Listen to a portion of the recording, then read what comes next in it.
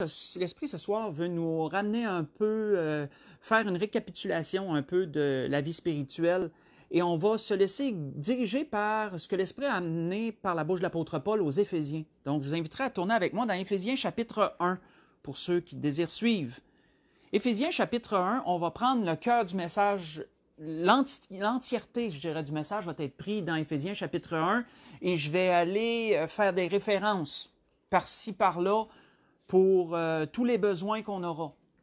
Et quand l'Esprit m'a amené ce message, il me l'a amené sous forme de questions, des questions qu'on va se poser. Et Dieu va y répondre.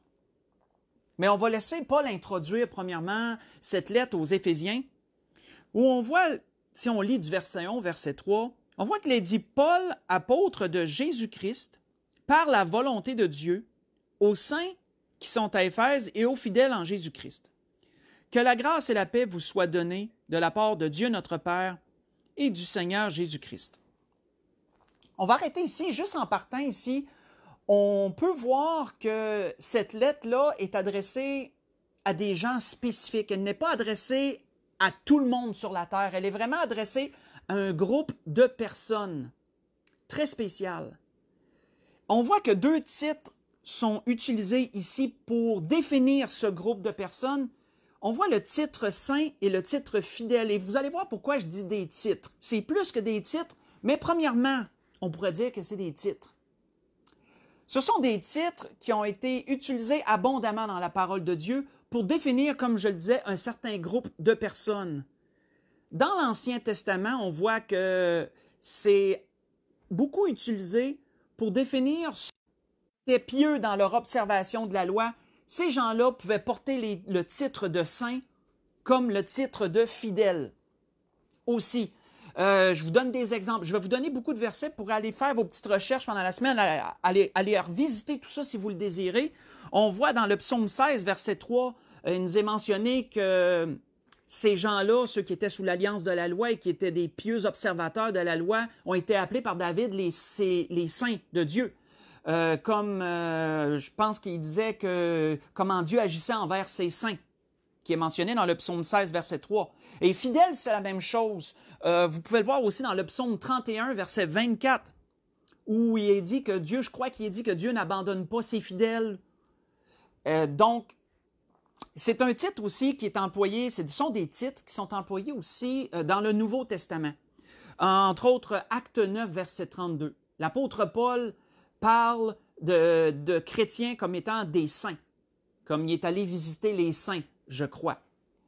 On peut voir aussi pour le terme fidèle, il nous est mentionné dans Acte 11, verset 2, quelque chose de similaire à propos de fidèles, il nous est mentionné que les fidèles, je crois que c'est là, que les fidèles ont résisté à Pierre. Quand ils ont su que Pierre était allé visiter Corneille et tout, on a visité ça dernièrement, cette situation-là.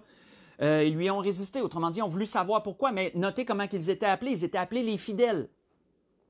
Donc, on peut voir que, comme dans l'Ancien ou dans le Nouveau Testament, le terme saint et le terme fidèle définissaient des gens spéciaux. Dans le Nouveau Testament, ce terme définit tous ceux qui ont accepté Jésus-Christ comme leur Sauveur et Seigneur. Ils sont appelés des saints, ils sont appelés des fidèles. Mais en plus d'être des termes, ces deux mots définissent aussi, ont une définition propre. Ils veulent dire quelque chose. Être saint, par définition, veut dire de vivre selon les voies droites de Dieu. Je le dis dans mes propres mots, là, je le décris dans mes propres mots. Ça veut dire de vivre selon les voies droites, de Dieu, selon la volonté de Dieu.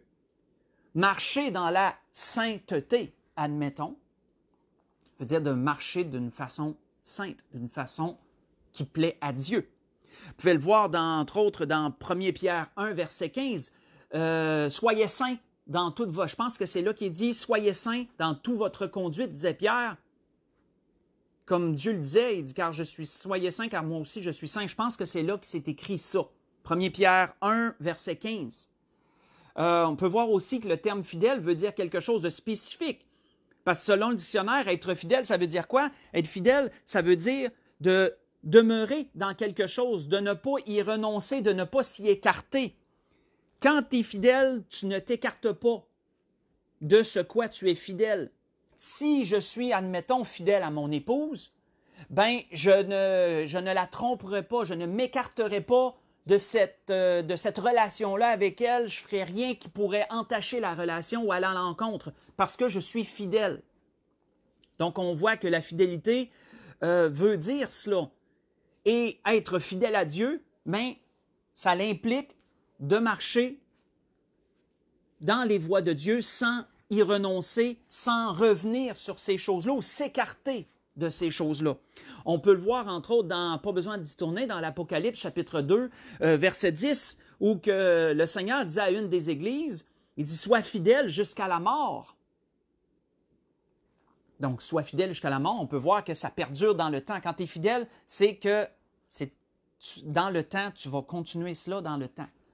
Donc, on voit premièrement ça dans l'introduction, on voit ces deux termes qui définissent les chrétiens, entre autres, qui définissent ceux qui ont un jour reçu Jésus comme leur Sauveur et Seigneur. On voit qu'individuellement, les termes ont été donnés dans l'Ancien Testament, dans le Nouveau Testament, pour les raisons que je vous ai toutes exposées. Mais on peut voir parfois, Paul a introduit aussi à d'autres églises ces deux termes aussi, comme il l'a fait aux Éphésiens. Entre autres, dans Colossiens 1, verset 2, pas besoin d'y tourner, on voit que l'apôtre Paul disait aux Colossiens, il dit, aux saints, quand il leur a introduit la lettre, il dit, aux saints et fidèles frères en Christ qui sont à Colosse. Donc, vous voyez ça dans Colossiens 1, verset 2. Donc, si on lit la suite, on voit qu'on a l'introduction. Qu'est-ce qu'il nous est dit par la suite? À ces gens-là, qu'est-ce que l'apôtre Paul voulait dire à ces gens-là? Il dit, « Béni soit le Dieu et Père de notre Seigneur Jésus-Christ, qui nous a bénis de toute bénédiction spirituelle dans les lieux célestes en Christ. » Donc, on voit ici que l'apôtre Paul, de sa prison à Rome, parce que l'apôtre Paul était emprisonné lorsqu'il a écrit cette lettre, on peut voir ça dans plusieurs endroits, même dans la lettre aux Éphésiens, excusez, il y a des sous-entendus de tout ça. Chapitre 3, verset 1, chapitre 4, verset 1, chapitre 6, verset 20, on voit des sous-entendus que l'apôtre Paul était emprisonné. Donc, de sa prison, de sa geôle, l'apôtre Paul écrit cette lettre aux Éphésiens pour les encourager à considérer, à porter attention à tout ce que Dieu a fait par Jésus-Christ. Que Paul veut centrer l'attention sur Jésus à travers de ce qu'on va voir. Parce que comme il l'a dit quand il a fini le verset 3, il dit « en Christ hein, ». Le mot « en lui »,« en Christ », vous allez voir, ça va revenir très souvent. Parce qu'il amène tout repose sur Christ. Jésus, c'est le noyau, c'est le centre d'absolument tout. Il est le centre du plan de Dieu. Tout repose sur Jésus, autrement dit. Donc, c'est le but un peu de cette lettre-là, de ce chapitre-là. On va surtout voir dans le chapitre 1, c'est le but de cette lettre-là, de démontrer aux chrétiens l'importance de Jésus et comment tout repose sur Jésus. C'est d'ailleurs pour ça que, faites juste écouter encore avant qu'on enchaîne, dans Colossiens, il est dit ceci, il dit « Car en lui, en parlant dans Jésus, car en lui habite corporellement toute la plénitude de la divinité. » Et même lorsque le Seigneur était ici-bas, dans un corps comme le nôtre, il y a encore un corps, je veux dire, mais glorifié, il était Dieu sur la terre. Il était Dieu sur la terre parmi les hommes et il avait la plénitude de l'Esprit de Dieu en lui. Toute plénitude habitait en lui, qui est dit. Car en lui habite corporellement, habitait et habite encore, toute la plénitude de la divinité. Vous avez tout pleinement en lui, hein, disait Paul encore aux Colossiens. Vous avez tout pleinement en lui, qui est le chef de toute domination et de toute autorité. Vous voyez ça dans Colossiens encore, mais chapitre 2, ce que j'ai lu, le verset 9 et le verset 10. Colossiens chapitre 2. Donc, comme je vous l'ai mentionné, on va se poser des questions. Là, l'épître a été introduit, la raison, je vous dirais la lettre, la raison de la lettre a été introduite également. Jésus est le cœur du message. Jésus est le cœur de toute chose. C'est le cœur du plan de Dieu. Maintenant, les questions. Première question qu'on va se poser. Quel a été le désir de Dieu dans tout ça? À travers Jésus-Christ. Quel a été le désir de Dieu? Parce que Dieu veut nous attirer sur le Seigneur Jésus. Là. On voit qu'il est dit dans le verset 4, on va lire du verset 4 au verset 6 pour enchaîner. Il est dit, en lui, en parlant toujours dans Jésus, Dieu nous a élus avant la fondation du monde pour que nous soyons saints et irréprochables devant lui. il nous a prédestinés dans son amour à être ses enfants d'adoption par Jésus-Christ, selon le bon plaisir de sa volonté, pour célébrer à la louange de la gloire de sa grâce qu'il nous a accordée en son bien-aimé. En lui, je vais continuer ça plus tard. Donc, on va arrêter ici, arrêter avec le mot bien-aimé. On va arrêter ici. Dans ce qu'on vient de voir, il nous est manifesté quel a été le désir de Dieu. Le désir de Dieu a été, premièrement, d'adopter, frères et sœurs, des enfants. C'est ce qui nous est mentionné dans ce qu'on vient de lire. Le désir de Dieu a été d'adopter des enfants. Le désir de Dieu n'a pas été juste d'avoir un fils issu de sa personne propre, qui est Jésus-Christ, mais d'a été aussi d'adopter ses créatures et d'en faire ses enfants. De nous amener de l'état de éloigné et perdu à l'état d'enfant de Dieu. Et pensez-y, pourquoi adoptons-nous des enfants? Premièrement, parce qu'on a beaucoup d'amour à donner. C'est pour ça qu'il nous est parlé dans son amour à être ses enfants d'adoption, comme il est dit dans le verset 5 qu'on vient de lire. Dans son amour. On adopte des enfants parce qu'on a beaucoup d'amour à donner, mais en plus, on adopte des enfants parce qu'on veut leur donner ce qu'ils n'ont pas. Normalement, les enfants qu'on adopte, on les adopte pourquoi? Parce qu'ils sont sans foyer, ils sont sans famille. Il leur manque des choses vitales et nécessaires. Et Dieu a voulu adopter des enfants pour les mêmes raisons. Dieu a voulu adopter des enfants pour leur donner, pour nous donner ce qu'on a besoin. Un foyer, une famille spirituelle, un père qui veille sur nous et qui nous donne toute son attention. On peut voir que le Seigneur, lorsqu'il a enseigné, qu'est-ce qu'il disait à propos d'un père, le Seigneur? Le Seigneur disait, « Quel est parmi vous le père qui donnera une pierre à son fils s'il lui demande du pain? Ou s'il demande un poisson, lui donnera-t-il un serpent au lieu d'un poisson? Ou s'il demande un œuf, lui donnera-t-il un scorpion? Donc, si donc, méchants comme vous l'êtes, vous savez donner de bonnes choses à vos enfants, à combien plus forte raison le Père Céleste donnera-t-il le Saint-Esprit à ceux qui le lui demandent, dit-il.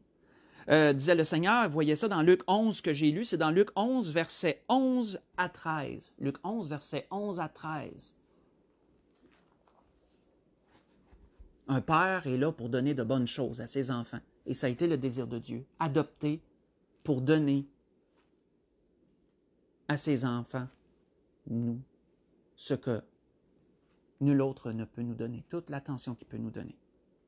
Mais on voit qu'il nous est parlé aussi, et c'est une parenthèse que je vais ouvrir et refermer, il nous est parlé du désir de Dieu, mais il nous est parlé aussi de prédestination. Et ça, je veux toucher brièvement ce sujet-là, le simplifier, je vous dirais, le vulgariser, parce que la prédestination est un sujet qui a fait couler beaucoup d'encre, beaucoup ont de la misère à capter comment ça se peut que Dieu nous ait prédestinés. Il y en a qui ont pensé que c'était injuste, parce que ça supposerait que peut-être Dieu a décidé que toi, je t'ai créé pour accepter mon fils, toi, je t'ai créé pour rejeter mon fils, de sorte que la personne, elle n'a comme pas le choix, elle aurait été introduite d'avance dans le rejet ou dans l'acceptation. Il y en a qui... Mais c'est pas ça du tout. Ce qu'il faut comprendre, frères et sœurs, avec la prédestination, c'est que lorsque Dieu crée quelque chose, Dieu connaît le début et la fin de cette chose-là. Il en connaît absolument d'un bout à l'autre. Il sait tout de la chose en question. Lorsque Dieu nous a créés, Dieu savait absolument tout de nous avant même qu'on naisse. Dieu savait absolument tout de nous. Et ça, la parole le dit. Faites juste écouter, la parole le dit. Et c'est David même qui nous éclaire dans un psaume sur ça. David dit, « Quand je n'étais qu'une masse informe, tes yeux me voyaient, et notez, sur ton livre étaient tous inscrits les jours qui m'étaient destinés avant qu'aucun d'eux n'existe. » Voyez ça dans Psaume 139, verset 16.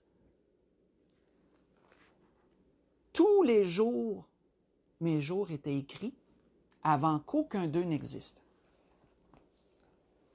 Lorsque Dieu vous a créé,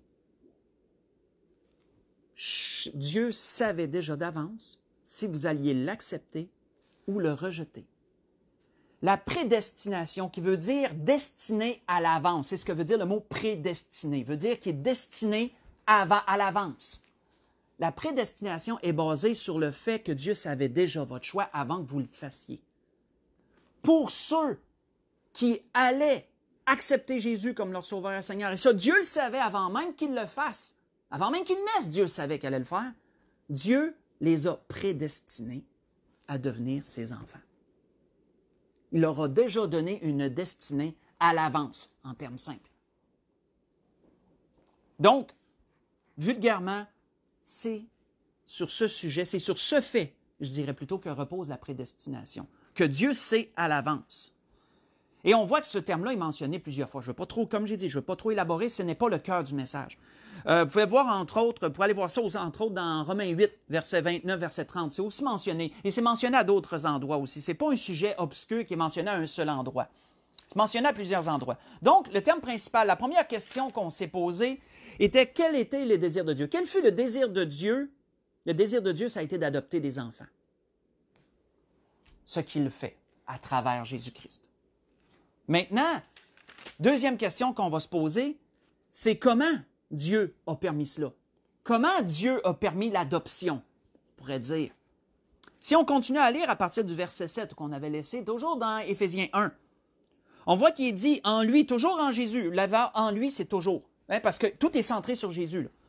En lui, nous avons la rédemption par le sang, le pardon des péchés selon la richesse de sa grâce, que Dieu a répandu abondamment sur nous par toute espèce de sagesse et d'intelligence. Il nous a fait connaître le mystère de sa volonté, selon le bienveillant dessein qu'il avait formé en lui-même, pour le mettre à exécution lorsque les temps seraient accomplis, de réunir toutes choses en Christ, celles qui sont dans les cieux et celles qui sont sur la terre. On va arrêter là. Donc, comment Dieu a permis cela? Dieu a permis cela par la rédemption. Rédemption, selon le dictionnaire, qui veut dire le rachat. Dieu a permis cela par le rachat. Quel rachat? De quel type de rachat parle-t-on? Rachat par le sang, qui est dit au début du verset 7 qu'on a lu. En lui, nous avons la rédemption par son sang. Le sacrifice de Jésus à la croix a servi de rédemption. Il a servi de rachat. Maintenant, une parenthèse que je voudrais ouvrir et refermer. De qui Dieu était-il le débiteur pour devoir racheter? Je vous dirais que pour bien comprendre, il était débiteur envers lui-même. Pourquoi que je dis ça? Depuis les temps anciens, Dieu a condamné le péché. Depuis le départ, depuis que le chérubin, qu'on appelle Lucifer, Satan, qu'on appelle maintenant Satan, le diable, depuis que ce chérubin protecteur a défié Dieu et a voulu supplanter Dieu, Dieu a condamné le péché en partant. En partant, Dieu a créé l'enfer pour lui et pour les anges qui l'ont suivi dans sa révolte. Donc, en partant, Dieu condamne le péché. On sait que par la suite, Satan entraîne l'humanité avec lui dans sa chute, puisqu'il a amené Adam et Ève à désobéir à Dieu et donc à entrer dans le péché, comme lui. Et ses démons sont dans le péché. Et ensuite, toutes les générations qui ont suivi Adam et Ève ont hérité de cet état, je dirais aussi, de péché. Et donc, si Dieu a condamné d'avance le péché, est-ce que Dieu pouvait simplement dire, ben, ceux-là, ces êtres humains-là, ben, je vais leur laisser une chance. Ils n'iront pas en enfer, je vais les adopter. Si Dieu aurait agi simplement ainsi, Dieu aurait été à l'encontre de ses propres principes. Et Dieu n'est pas comme ça. Nous, on est des êtres humains. Dieu n'est pas un homme pour mentir, qui est écrit. Dieu, ce qu'il déclare, il s'y tient. Il ne déviera pas de ses propres principes. Donc, c'est pourquoi que Dieu, pour adopter, a dû racheter. Il a dû offrir un prix supérieur à l'offense pour annuler l'effet. Si on pourrait dire vulgairement, simplement, pour annuler l'effet. Et il fallait que l'objet du rachat ait une valeur supérieure à la faute.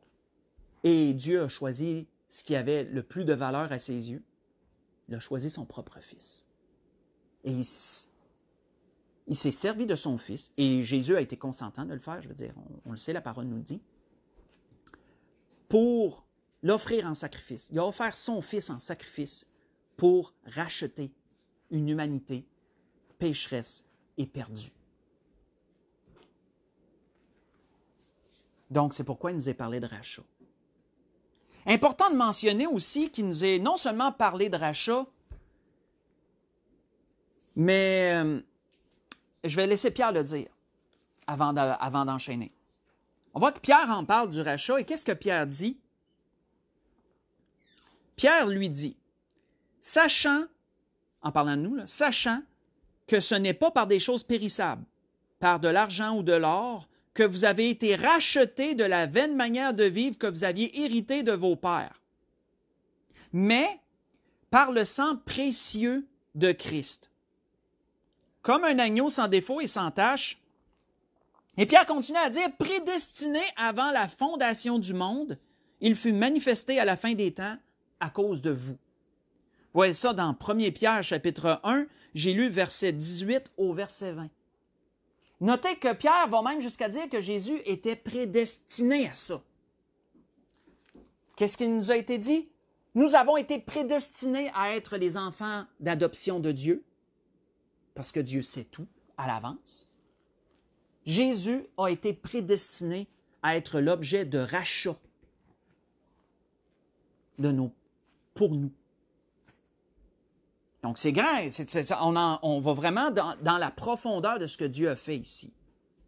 On va vraiment dans la profondeur de ce que Dieu a fait. Et tout cela, c'est fait dans un temps précis. Parce que Dieu a un plan et son échéancier est parfait. Et lorsque les temps ont été accomplis, Dieu a envoyé son Fils en ce monde, en notre monde. C'est ce qui nous est dit, entre autres, dans Galates, chapitre 4, verset 4. Pas besoin d'y tourner, je vais simplement le mentionner comme ça. Donc, maintenant, on a répondu à cette deuxième question. Comment Dieu a fait cela? Par le rachat, par la rédemption. Troisième question, comment peut-on y prendre part? Comment qu'on a pu prendre part à cela? Si on continue on va aller au verset 13. On va sauter jusqu'au verset 13 et on va lire seulement le verset 13. Ça répond à cette question. Donc, comment pouvons-nous prendre part ou avons-nous pu prendre part à cela? On voit que Paul disait en lui, notez, c'est toujours la même chose, vous aussi, après avoir entendu la parole de vérité, l'évangile de votre salut, en lui vous avez cru et vous avez été scellés du Saint-Esprit qui avait été promis. Donc, seulement le verset 13, on s'arrête là. Vous avez entendu et vous avez cru. C'est une suite logique des choses. Car nous pouvons croire, basé, entre autres, sur ce qu'on entend. On entend des choses, plein de choses, et dépendant de ce qu'on entend, d'après notre jugement, on va décider d'y croire ou de ne pas y croire. Là, je parle de n'importe quoi. C'est une suite logique des choses. Vous avez entendu et vous avez cru. On voit d'ailleurs que l'apôtre Paul avait dit ceci aux Romains, « Ainsi la foi vient de ce qu'on entend, et ce qu'on entend vient de la parole de Christ. » Romains 10, verset 17.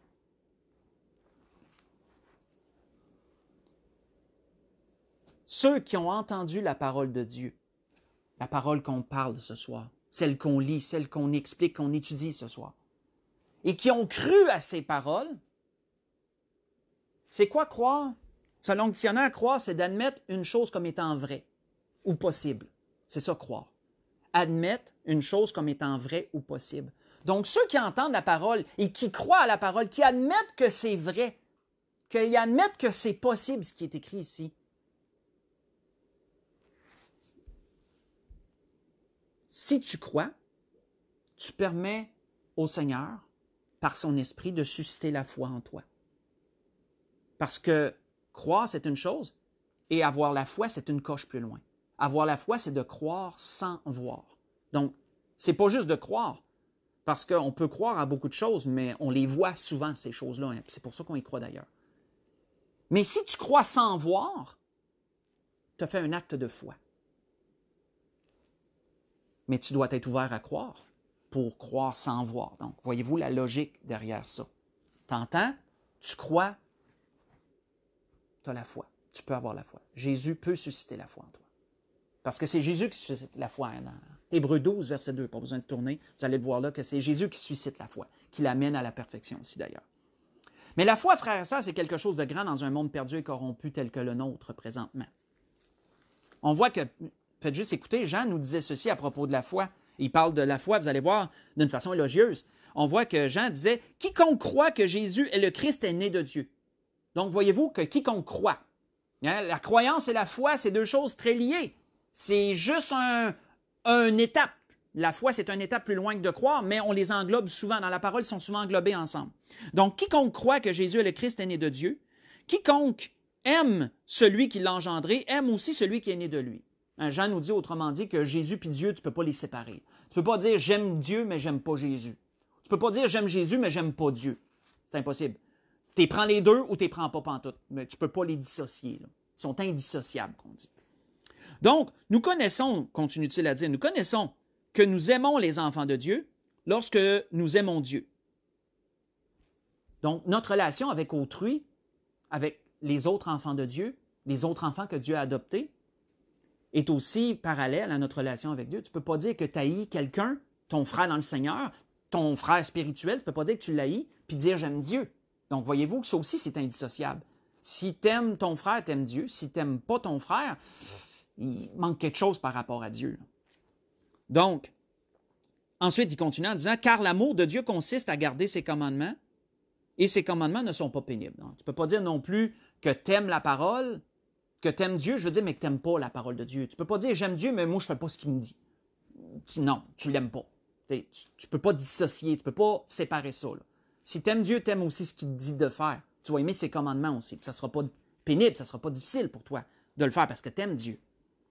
On voit qu'il dit « Car tout ce qui est né de Dieu triomphe du monde. » Et c'est quoi la victoire? Et la victoire qui triomphe du monde, c'est notre foi. Et la foi, c'est grand. Là. La foi, c'est un triomphe sur le monde. Si vous avez entendu la parole de Dieu et que vous avez cru au Seigneur Jésus et que vous avez eu la foi pour l'accepter comme votre sauveur et Seigneur personnel, vous avez triomphé du monde. Vous avez une victoire énorme sur le monde actuel.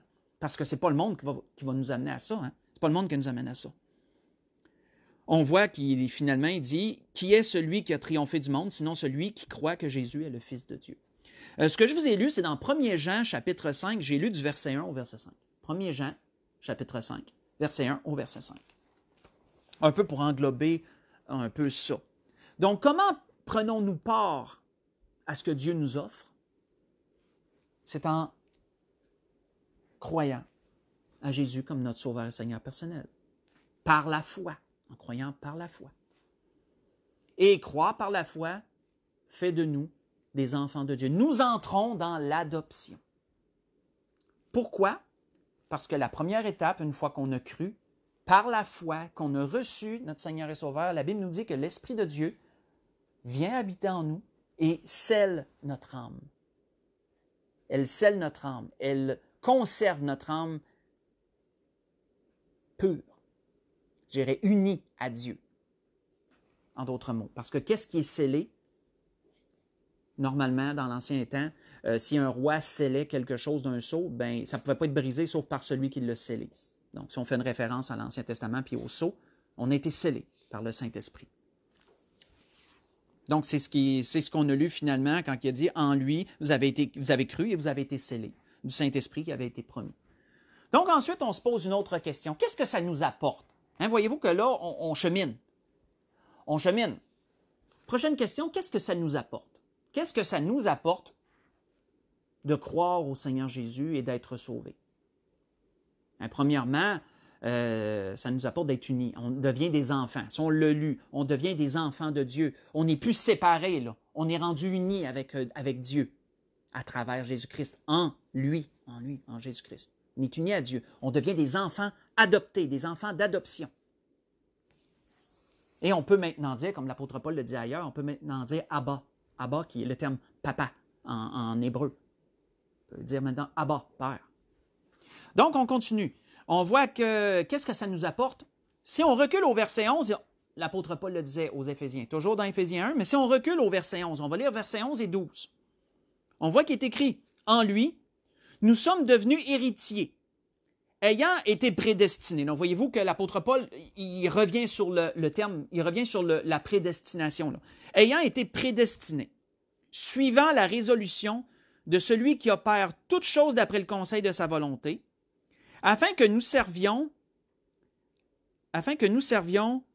à la louange de sa gloire, nous qui d'avance avons espéré en Christ. Voyez-vous, ça vient mettre encore plus d'accent sur ce que je vous ai dit à propos de la prédestination.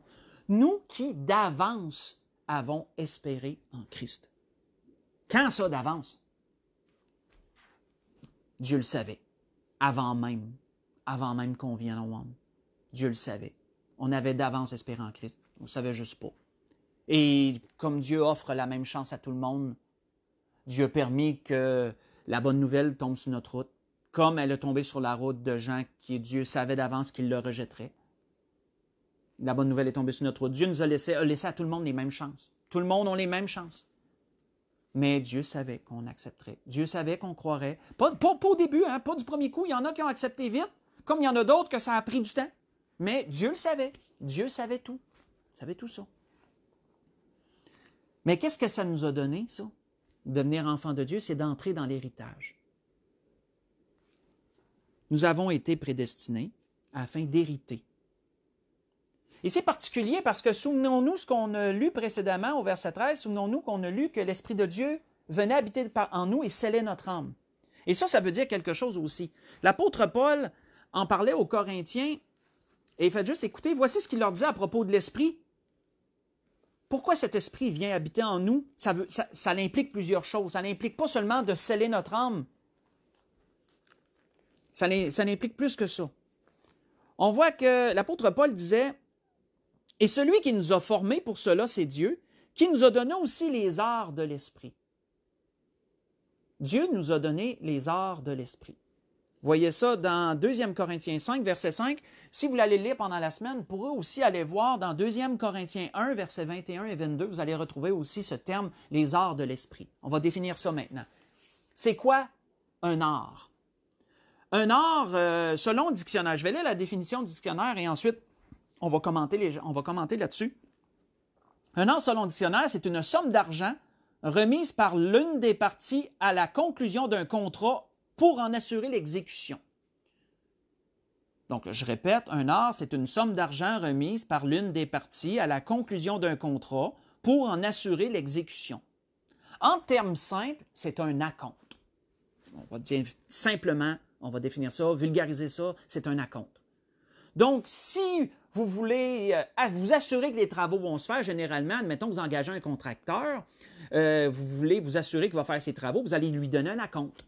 Et vous allez lui dire, bien, je te donne cet acompte-là, est une garantie que je vais te donner le reste lorsque les travaux vont être exécutés. Vous lui avez donné un art, vous lui avez donné un acompte. Mais l'Esprit de Dieu, c'est la même chose. L'Esprit de Dieu, frères et sœurs, est un acompte. C'est un acompte qui nous garantit de l'héritage à venir. Ceux qui ont l'Esprit de Dieu qui habite en eux vont hériter de Dieu. Donc, comprenons-nous que l'acompte est donné en vue de la conclusion du contrat, entre guillemets, en vue de l'héritage à venir que Dieu va donner. C'est pour ça que ce Saint-Esprit-là, il faut le traiter comme un joyau, hein, parce que c'est la présence de Dieu et il représente Dieu puis Jésus en nous. C'est pour ça qu'il faut faire bien attention. La Bible nous parle de ne pas attrister l'Esprit. Hein. La Bible nous parle de ne pas éteindre l'Esprit. La Bible nous parle de ne pas outrager l'Esprit. C'est mentionné à des endroits différents, ça. On n'ira pas là-dedans, mais l'Esprit représente beaucoup. Et on doit prendre garde. On doit traiter ça. On doit le traiter. Notre corps doit être saint. C'est le temple de Dieu. Ça englobe une très profonde pensée, tout ça. Donc, qu'est-ce qui nous est dit également au verset 14? On s'en va vers la conclusion. Qu'est-ce qui nous est dit également au verset 14 sur cette même chose? Il nous est parlé, on a vu les arts de l'esprit, on a vu qu'on a été adopté en vue d'hériter, en vue d'un héritage, et comment Dieu nous garantit ça, mais c'est par l'Esprit qui nous le garantit, c'est l'art que Dieu a donné. On voit au verset 14 qui est dit lequel, est un gage de notre héritage. Voyez-vous que la définition du dictionnaire est même définie ici pour l'Esprit. Lequel, l'Esprit Saint, est un gage de notre héritage pour la rédemption, et on revient sur le rachat, de ceux que Dieu s'est acquis pour célébrer sa gloire. Non seulement, frères et sœurs, on va hériter un jour, mais en plus, on va avoir la grâce, la bonté infinie de participer à quelque chose d'exclusif, de participer à la gloire de Dieu, d'être là, pas juste comme des acteurs, mais comme des participants qui vont louanger, qui vont glorifier le Dieu créateur. Si ça nous paraît peu de choses, c'est à cause du voile présentement qui couvre notre chair. Parce que les anges chantent jour et nuit la gloire de Dieu, juste parce qu'ils ont la chance d'être là, puis de le servir, puis de le voir. Alors, si nous, qui ne pouvons pas le voir de notre vivant, parce qu'on ne serait pas capable de supporter ça de notre vivant, nul ne peut voir Dieu et vivre. Donc, lorsqu'on va être devant lui, on va comprendre la grandeur, puis on va être participant de tout ça, à cause qu'on a l'héritage. Donc, voyez-vous que c'est vraiment grandiose tout ça, c'est vraiment grandiose. Et en termes simples, c'était ce que l'Esprit voulait nous amener ce soir. En termes simples, oui, on a vu beaucoup de choses. Hein. On a vu, premièrement, on a vu l'introduction de la lettre, on a vu les termes saints, les termes fidèles, on a vu un peu ce que ça voulait dire, que ça définissait les chrétiens. Ce sont deux termes qui définissent un même groupe, ça définit les enfants de Dieu. Termes abondamment utilisés dans le Nouveau Testament, dans l'Ancien Testament, etc. Et termes qui veulent dire des choses aussi, comme on le dit. On a vu aussi que le but de Dieu, le but de l'Épître, on va dire le but de l'Épître, c'était de nous présenter toutes les bénédictions spirituelles en Christ. Hein, tout ce qui concerne Christ, tout ce qui entoure Christ, qui est tout. On a vu des questions, on a répondu à des questions.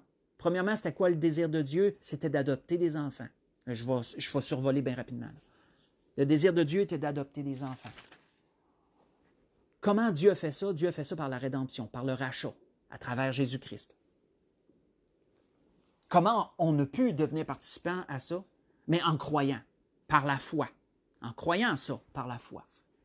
Qu'est-ce que ça nous a donné? Ça nous a donné d'entrer dans l'héritage. Ça nous a donné de rentrer dans l'héritage. Et tout ce que j'ai expliqué qui entoure ça. Donc, c'est merveilleux, frères et sœurs, de prendre un temps. De prendre un temps, de se recentrer sur le Seigneur et de vraiment considérer, de porter attention, ce que veut dire le mot considérer, de porter attention à tout ce que Dieu a fait. Pour conclure, on va lire la prière que l'apôtre Paul avait faite aux Éphésiens. C'est par la suite, c'est à partir du verset 15. On va lire ça pour conclure ce que l'Esprit a voulu nous donner ce soir dans ce sujet-là. Donc, dans Éphésiens, chapitre 1, toujours, mais à partir du verset 15, on va aller jusqu'au verset 23. Vous allez voir que ça va récapituler beaucoup tout ce qu'on a vu, un survol de plusieurs points qu'on a vus. L'apôtre Paul disait, il dit, c'est pourquoi, moi aussi, ayant entendu parler de votre foi au Seigneur Jésus et de votre amour pour les saints, pour tous les saints, je ne cesse de rendre grâce pour vous. Je fais mention de vous dans mes prières, afin que le Dieu de notre Seigneur Jésus-Christ, le Père de gloire, vous donne un esprit de sagesse, de révélation dans sa connaissance, qu'il illumine les yeux de votre cœur, pour que vous sachiez quelle est l'espérance qui s'attache à son appel, quelle est la richesse de la gloire de son héritage qu'il réserve aux saints. Donc, voyez-vous, même le terme saint ici est mentionné pour définir tous ceux qui croient. Et quelle est envers nous qui croyons l'infinie grandeur de sa puissance, se manifestant par efficacité par la vertu de sa force. Il l'a déployé en Christ. C'est le sujet du chapitre 1, a été entièrement de nous centrer sur Jésus. Il l'a déployé en Christ, en le ressuscitant des morts, en le faisant asseoir à sa droite dans les lieux célestes, au-dessus de toute domination, de toute autorité, de toute puissance, de toute dignité et de tout nom qui peut être nommé non seulement dans le siècle présent, mais encore dans le siècle à venir. Il a tout mis sous ses pieds et il l'a donné pour chef suprême à l'Église, qui est son corps, la plénitude de celui qui remplit tout en tous. La grâce que je nous souhaite, parce que c'était ce que l'Esprit a voulu nous donner ce soir, la grâce que je nous souhaite, frères et sœurs, c'est que selon la prière de Paul, nous puissions grandir en toute sagesse et intelligence, comme il est écrit, en toute sagesse et en toute révélation aussi. en toute sagesse et en toute révélation, qu'on puisse grandir en sagesse et en révélation, que Dieu puisse illuminer davantage les yeux de notre cœur, que nous puissions comprendre et approfondir davantage la grandeur de l'appel auquel nous avons répondu un jour si nous avons cru. Et s'il y a quelqu'un qui écoute cette vidéo et qui n'a pas encore reçu Jésus comme son Sauveur et Seigneur, qu'il sache que Dieu sait tout. Quand Dieu l'a créé, cette personne qui écoute, quand Dieu t'a créé, Dieu savait d'avance. Si tu l'accepterais, tu le rejetterais. Et toi, ce que tu vas faire, tu vas seulement manifester ce que Dieu savait déjà. Si tu rejettes toute ta vie ce message, ça aurait été ton choix, malheureusement. Mais si tu l'acceptes, ça aussi Dieu le sait. Et Dieu t'aura laissé le même choix qu'à tout le monde. Et si tu l'acceptes et tu y crois par la foi, parce que tu entends, comme on a vu, tu entends ce message ce soir, tu y crois par la foi, mais Dieu va te donner le pouvoir de devenir enfant de Dieu. Tu vas devenir un enfant, tu vas entrer dans l'adoption. Tu vas devenir adopté de Dieu. Et devenir un enfant de Dieu, c'est pas rien. C'est ce que je souhaite à tous ceux qui ne sont pas sauvés encore. Et à nous qui sommes sauvés, persévérons, frères et sœurs, dans notre vie chrétienne. Soyons saints et soyons fidèles. Et comme il a été dit à l'Église de l'Apocalypse, jusqu'à la mort. Bonne soirée tout le monde, que le Seigneur vous bénisse.